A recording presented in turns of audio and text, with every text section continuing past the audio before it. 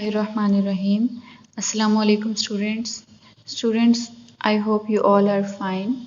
Students, I am your teacher from Bluebell School System and I will teach you Pakistan Studies yani Mutaliya Pakistan in grade pre-9th. Students, जैसा कि आपको मालूम है कि आज हमने पढ़ना है कायदे आज़म के 14 निकात। तो कायदे आज़म ने ये 14 निकात क्यों तहरीर किए? तो स्टूडेंट्स, शिमला वफ़द में और मिसाके लखनऊ में जो मुसलमानों से मुआहदे किए गए थे, जो उनको मराहत देने का वादा किया गया था और जो उनको जुदागाना इंतखाबात का हक़ दिया गया था, जब नेहरू रिपोर्ट ने उन सब चीज़ों को कैंसिल कर दिया और मुसलमानों के मुआहदात पे पानी फेर दिया, तब उसके जवाब में उसके अगेंस्ट कायदे आज़म ने ये 14 निकात तहरीर किए, जो ना सिर्फ मुसलमानों बल्कि हिंदुओं के भी आइन का बुनियादी ढांचा साबित हुए। अब हम ये देखते हैं कि ये कायदे आज़म के 14 निकात क्या हैं। जब कायदे आज़म मोहम्मद अली जिन्ना ने नेहरू रिपोर्ट को मानने से इनकार कर दिया, आपने 1929 में 14 निकात पर मुश्तमिल दर्ज झैल रहनुमा असूल पेश किए। आइंदा आइन वफाकी तर्ज का होगा, जिसमें सूबों को ज़्यादा खुद मुख्तारी दी जाएगी, यानी आइन जो है वो फेडरल होगा, लेकिन सूबों को ज़्यादा खुद मुख्तारी दी जाएगी, यानी सूबे अपने तमाम जो काम है वो उनको सरअंजाम देने में खुद मुख्तार होंगे, उन पर आइन को फॉलो करने की पाबंदी नहीं होगी। तमाम सूबों को एक ही असूल पर दाखिली खुद मुख्तारी दी जाएगी, तमाम सूबों को, यानी चाहे वो सूबा मुसलमानों का हो चाहे वो हिंदुओं का हो, उन्हें एक ही असूल पर दाखिली खुद मुख्तारी दी जाएगी, यानी उनके लिए एक ही असूल होगा, मुसलमानों और हिंदुओं के लिए अलहदा असूल नहीं होंगे। सूबों में अक़लियतों को मुनासिब नुमाइंदगी दी जाएगी, यानी सूबों में एक होती है अक़लियत और एक होती है अक्सरियत। अक़लियत होती है जो कम लोग जिस भी मज़हब के हों उसको हम अक़लियत कहते हैं, और अक्सरियत उसको कहते हैं जिस मज़हब के ज़्यादा लोग पाए जाएं। तो इसमें इन्होंने कहा है कि सूबों में अक़लियतों को मुनासिब नुमाइंदगी दी जाएगी, यानी उनसे उनका हक़ नहीं छीना जाएगा। आगे, मरकज़ी असम्बली में मुसलमान मेंबरान की तादाद 1/3 से कम ना होगी, यानी उस वक्त था तो हिंदुस्तान, तो वहाँ पे हिंदुओं की ज़ाहिर है तादाद ज़्यादा थी, तो उन्होंने कहा है कि मरकज़ी असम्बली में मुसलमान मेंबरान की तादाद 1/3 से कम ना होगी, यानी 1/3 मतलब 3 में से 1 हिस्सा मुसलमान होंगे।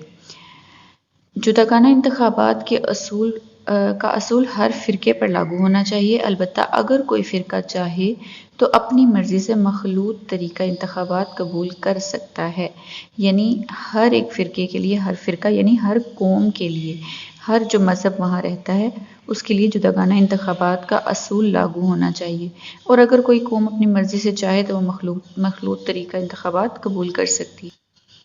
आगे, सूबों की हदूद में कोई ऐसी तब्दीली ना की जाए जिससे पंजाब, बंगाल और शुमाली मगरबी सरहदी सूबा खैबर पख्तूनख्वा की मुसलमान अक्सरियत मुतासिर हो, यानी सूबों की जो हदूद हैं उनमें कोई तब्दीली नहीं की जाएगी। आगे, तमाम लोगों को यकसा मजहबी आज़ादी दी जाएगी, मतलब चाहे वो मुसलमान हो या हिंदू हो या किसी भी मज़हब से ताल्लुक़ रखते हैं, उनको मजहबी आज़ादी है, कोई उनको फोर्स नहीं करेगा कि वो अपना मज़हब चेंज करें। अगर कोई मुसव्विदा कानून किसी ख़ास फ़िरके से मुतल्लिक़ हो और इस फ़िरके के 3/4 अरकान इस मुसव्विदे के ख़िलाफ़ राय दें तो इसे नामंजूर समझा जाएगा, यानी अगर कोई कानून किसी मज़हब के बारे में कोई राय देता है और अगर उसके 3/4 मतलब 4 में से 3 लोग उस मुसव्विदे के ख़िलाफ़ राय दे दें तो फिर उस मुसव्विदे को नामंजूर समझा जाएगा, यानी उस कानून को नामंजूर समझा जाएगा। आगे है, सिंध की बम्बई से अलग करके एक सूबा बना दिया जाएगा। सिंध को बम्बई से अलग करके एक सूबा बना दिया जाएगा। सिंध और बम्बई पहले एक थे, फिर इनको अलग कर दिया गया। आगे है, बलूचिस्तान और शुमाली मगरबी सरहदी सूबे में दीगर सूबों की मानंद इस्लाहात नाफिज की जाएं, यानी अभी जैसे बात हुई पिछले सूबों के बारे में कि उनको खुद मुख्तारी दी जाएगी, इस तरह उन्होंने कहा है कि बलूचिस्तान और शुमाली मगरबी सरहदी सूबे में दीगर सूबों की मानंद इस्लाहात नाफिज की जाएंगी। सरकारी मुलाजमतों में मुसलमानों को इनकी अहलियत और तनासुब के लिहाज से हिस्सा दिया जाएगा, मतलब जो उनकी अहलियत है उसका उनको हिस्सा दिया जाएगा। मुसलमानों को मजहबी और सकाफती तहफ़्फ़ुज़ दिया जाएगा। सूबाई और मरकज़ी वज़ारतों में मुसलमानों को कम अज़ कम 1/3 नुमाइंदगी दी जाएगी, यानी सूबाई और मरकज़ी जो वज़रा होते हैं ان میں مسلمانوں کو 1/3 نمائندگی دی جائے گی۔ 1/3 مطلب 1 میں سے 3 میں سے 1 مسلمان ہوں گے۔